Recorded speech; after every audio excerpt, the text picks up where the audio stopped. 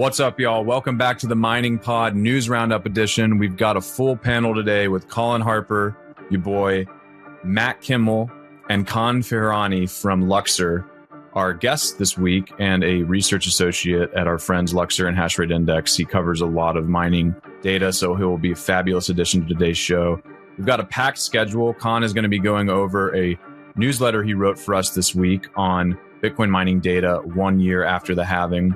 Before that, we will be looking at Tether expanding its tendrils into the Bitcoin mining industry as it eyes a $25 million stake in the upcoming Antalpha IPO. We'll hop over to an update on Galaxy's CoreWeave deal. We've got some data from Cambridge's latest report on Bitcoin mining's energy usage and renewables penetration.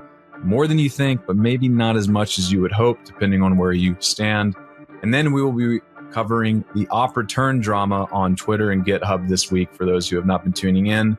Certain people want to expand Bitcoin's op return limit.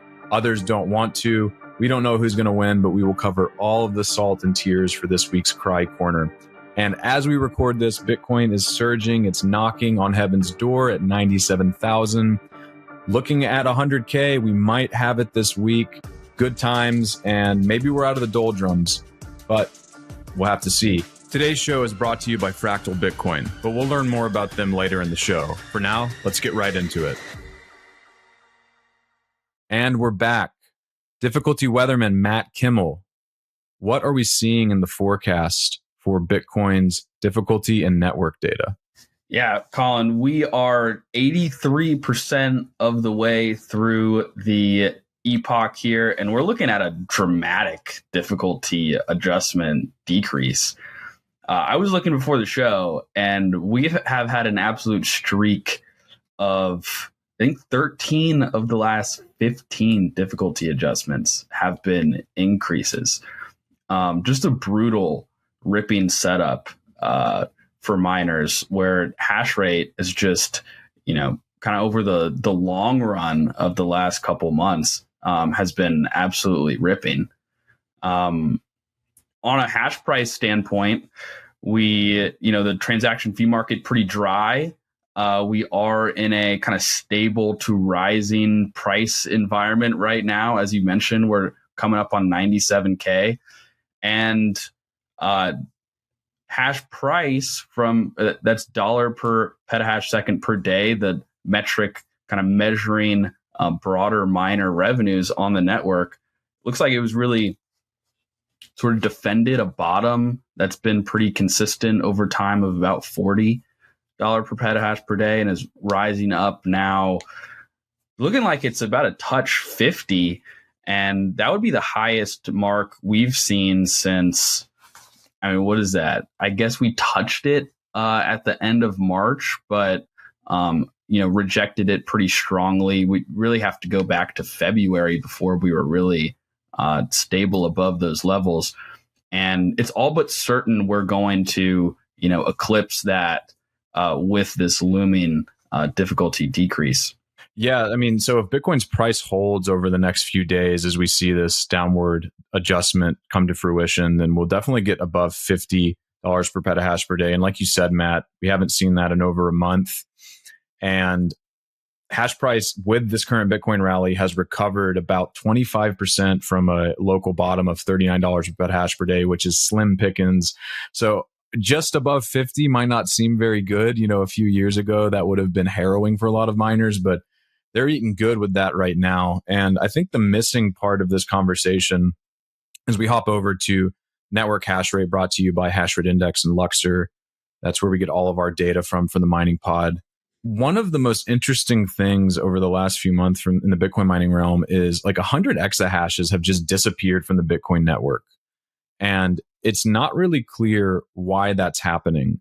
I don't know if this is seasonality, if miners are just coming offline because economics have been brutal. But as you can see from this chart, if you're on video, on April 8th, Bitcoin 7-day hash rate average hit an all-time high of 926 exahashes. Over the coming week, it dipped to 880.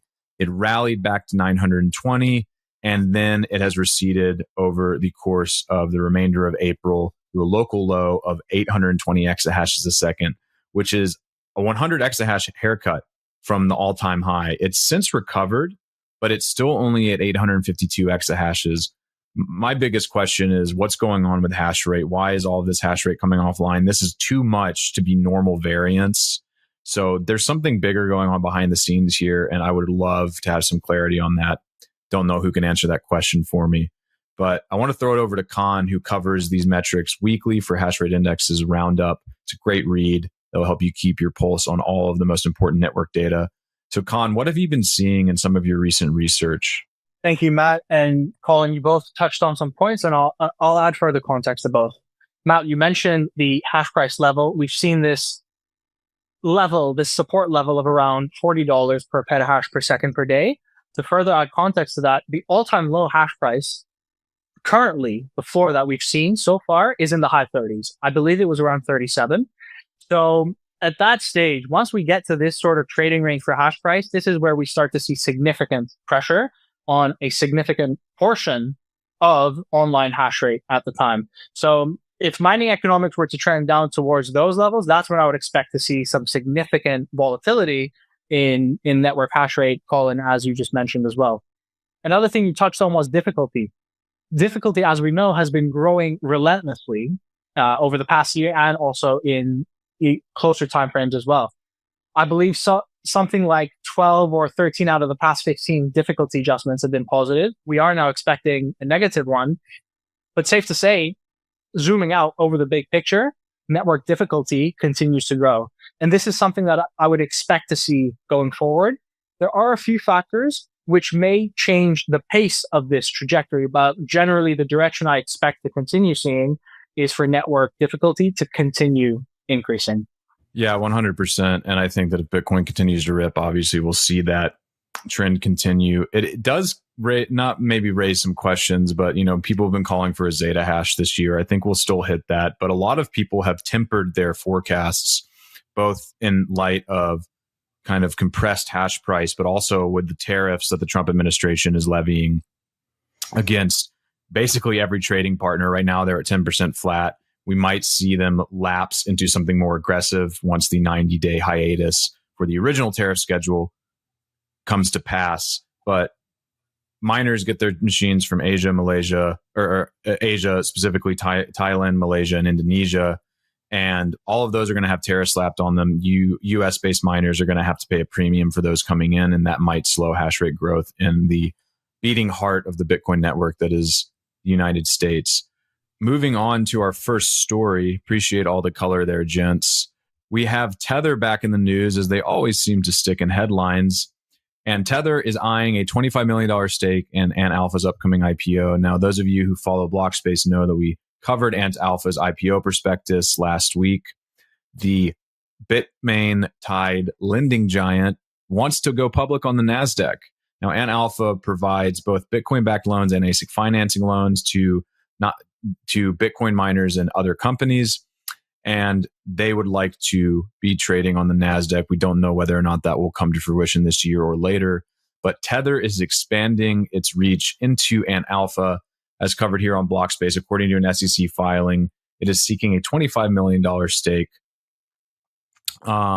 in the company, which is seeking a $50 million IPO on the NASDAQ. That is Antalpha. So Tether looking to get roughly half or exactly half of the IPO fundraising target for Antalpha. They are going to get the same price as any other investor that is offering at the IPO price. And as we covered recently on Blockspace, Tether also recently purchased a really sizable stake in Bitdeer. This follows some of their other mining investments, which includes a stake in Northern Data, which I'm not sure if they still hold that stake, but that was one of their original forays into the industry. And I believe Tether also has some operations of their own. Interesting development to see how deep Tether is getting into all of these different aspects of the Bitcoin mining industry. First, they own Bitdeer, most recently they've purchased a sizable stake in Bitdeer, so they have a stake in both ASIC manufacturing and hosted mining and pure play mining. Now they're also looking to get their tentacles into one of the premier ASIC financiers, specifically for Asia. I believe last year, Asia accounted for like 77% of Antalpha's entire business, whereas the Americas was like roughly 7%. Matt, Con, any thoughts on this one? Tether, massively profitable, right? They really benefited from a high interest rate environment and the adoption of stablecoins, and they are deploying investments left and right.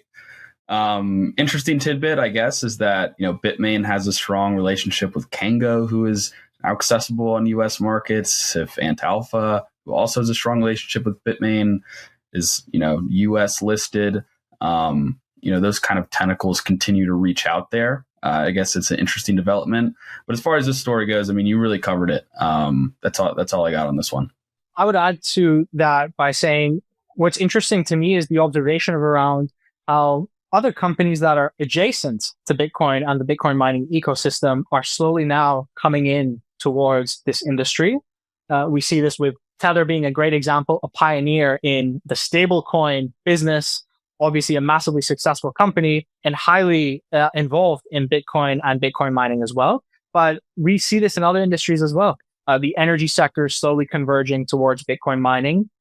General AI and high performance computing data centers are also looking into Bitcoin mining as well. And individuals are also interested. Home mining is also seeing a bit of a resurgence as well.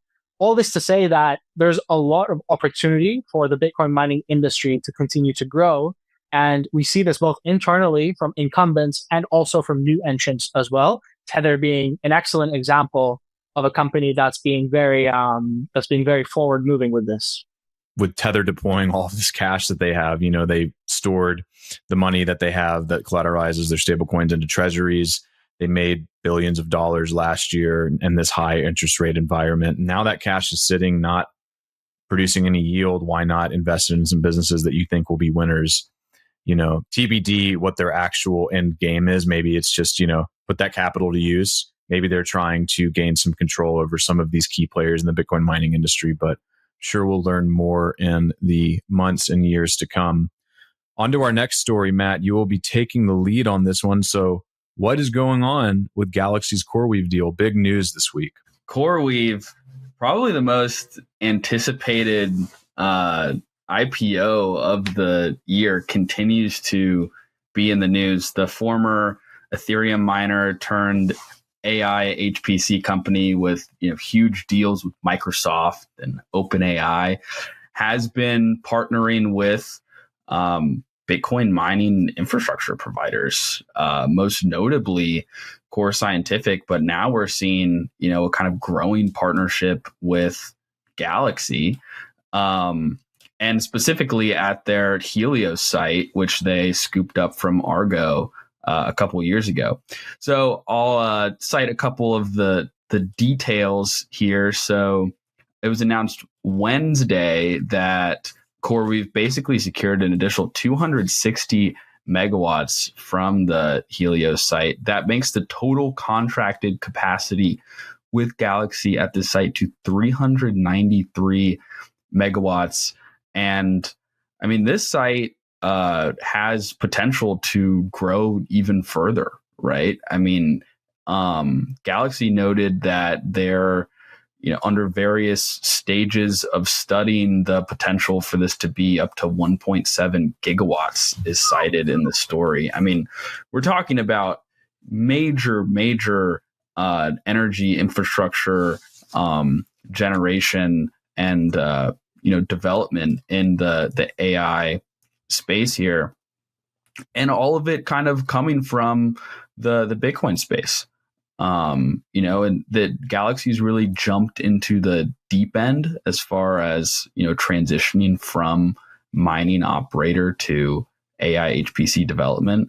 And I think we're starting to see why with deals like this start to be announced. I think this is one of the more notable news items for a number of reasons.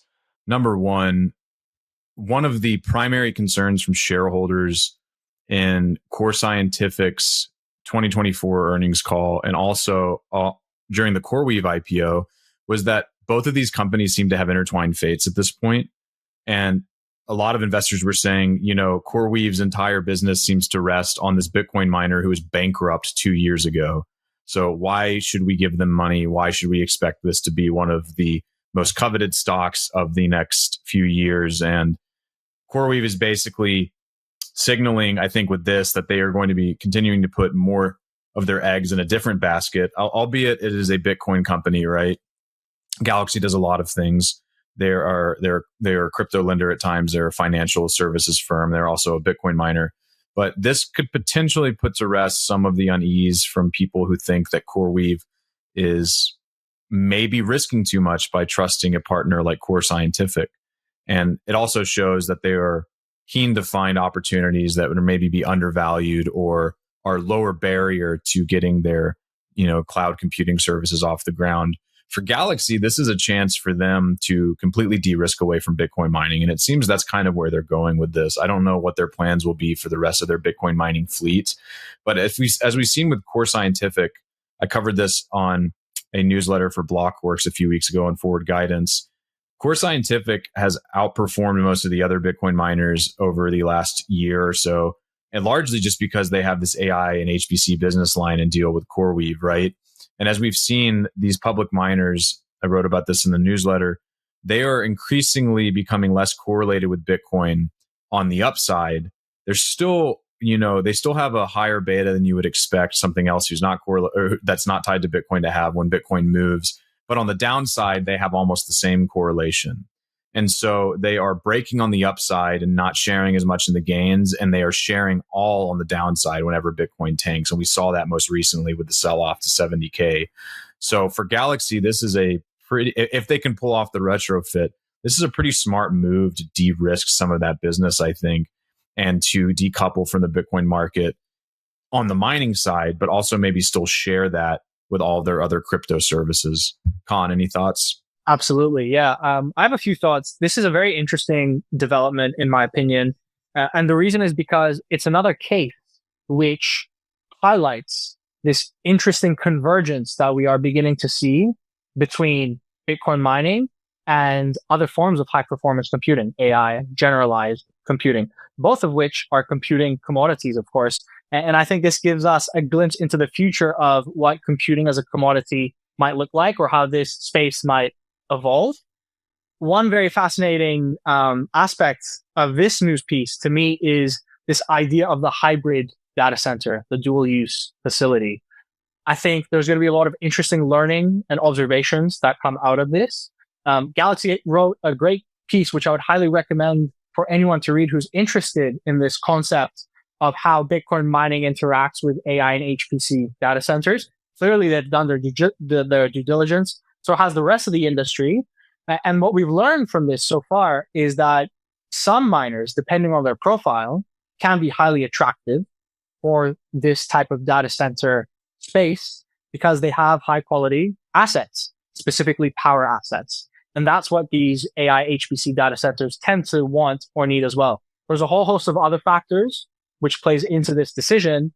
But it's clear that some miners are able to win and provide value from this. Now, on the other side, a recent Blockspace episode with Christian Lopez from Cohen and Capital Markets had really good insights about the capital markets aspect of this and how deals are done as well. It's highly accretive for Bitcoin mining companies to look into these opportunities because the general data center industry tends to trade at more favorable multiples. So from that perspective, from a miner's perspective, like you mentioned, there's opportunities for them to increase shareholder value, either through M&A deals that are accretive or through de-risking their operations and diversifying their revenue streams.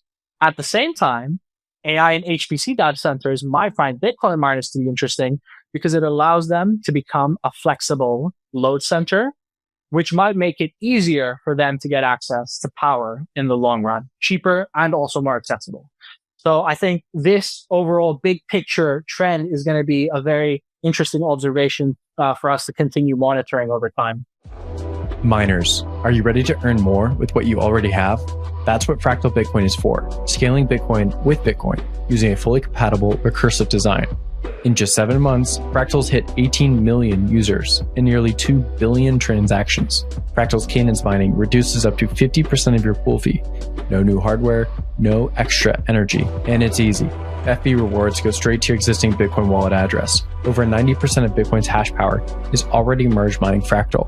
Get more from the same resources. Start on Fractal today. The impact of the halving 1 year on, we were really happy to have this article because it's always helpful to look back a year after an event like the halving, and you really contextualize some of the biggest changes to the Bitcoin mining network on the data side with this article. So let's just kind of take it away. What have we seen, Con, 1 year after the halving with regards to Bitcoin difficulty, hash rate, and transaction fees? Absolutely. Yeah. Let's take a look into it. So if I were to summarize this whole article in one single sentence, it would be this. Since the halving, miners have faced a challenging trifecta. The 50% revenue cut, relentless growth in network difficulty,